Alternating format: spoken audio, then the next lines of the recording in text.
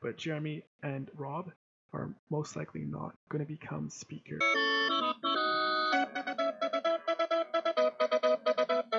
So here we have John Rustad being asked if he's concerned if any of his MLA elects will take up an offer from David Eby and cross the floor and become speaker. Let's see how he responds.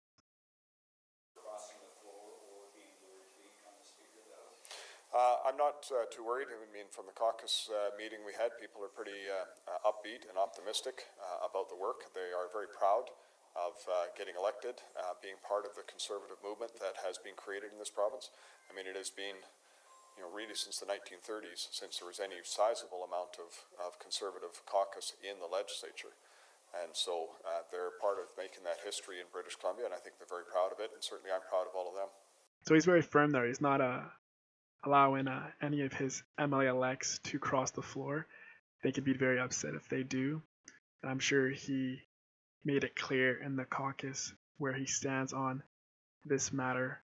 So it's interesting to see what David Eby does, whether he can get a Green Party or one of his MLA elects to become speaker.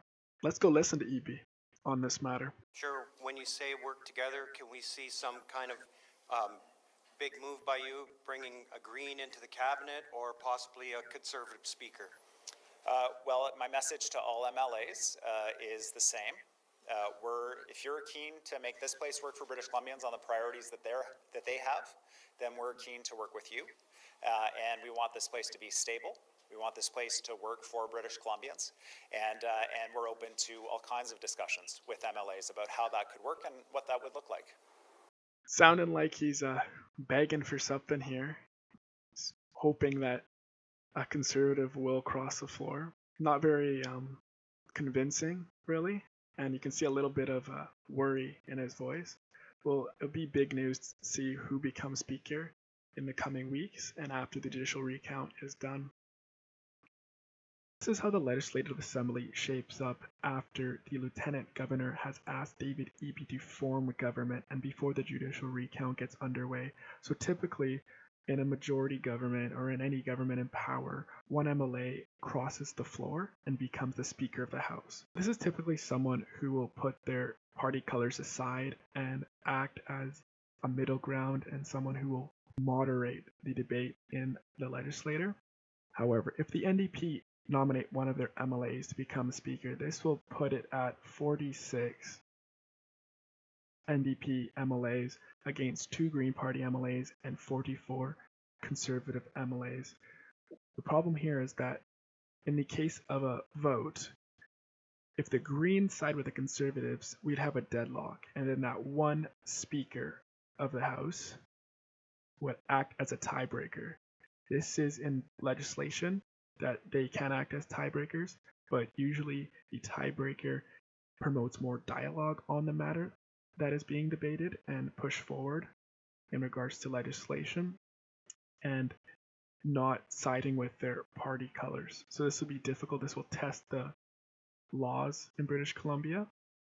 Another option is if the Green Party, one of the MLAs, crosses the floor and becomes Speaker of the House. However, this is highly unlikely given that Sonia Furstenau lost her seat. If a Green Party MLA becomes Speaker, this would knock it to 1, and that threatens their party status. Not to mention, as I just said, Sonia Furstenau does not have a seat. So it would be very difficult for one Green Party MLA to compete with over 90 other MLAs in the legislature in regards to matters. So seeing a Green Party cross the floor is definitely not going to happen in my opinion.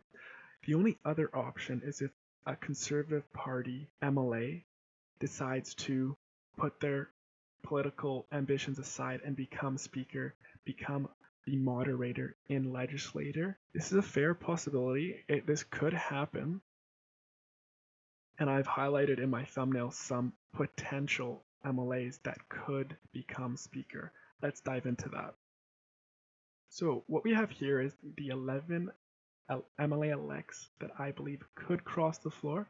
Let's get the Green Party ones out of the way since we've already established that it could threaten their party status. But Jeremy and Rob, are most likely not going to become Speaker of the House.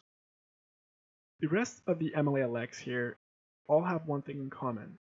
They're all members of the BC United Party at one stage in their political career. Let's focus on Eleanor Sturko and Lauren Dirksen to begin.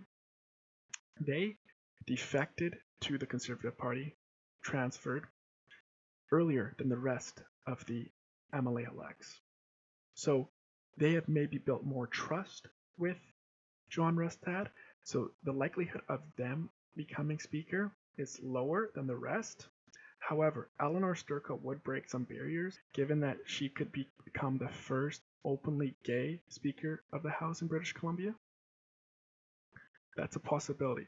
Over to Brennan Day. Brennan Day was actually running as a BC Liberal Party candidate in the 2020 election. However, he lost to the incumbent NDP in that election. He joined the Conservative Party this time around and he got elected. So his political colors are called into question, being a Liberal. So there's a possibility that he could become Speaker. And then the rest: Trevor Halford, Peter Millibar, Teresa Watt, Ian Patton, Cale Giddens, Scott McInnes. They all have the possibility of becoming the Speaker of the House because they were BC United members and ran as Conservative candidates in the 2024 election. From my understanding, I don't know a lot of background on these candidates. One of these candidates could become Speaker of the House if the NDP can draw them to cross the floor. Let's keep in mind the likelihood of all these MLA elects to become Speaker is lower than just a regular NDP MLA elect, considering they are the majority government, and that's how usually it's done from years past. Thank you so much for watching, and if you enjoyed this little breakdown, please leave a like and subscribe.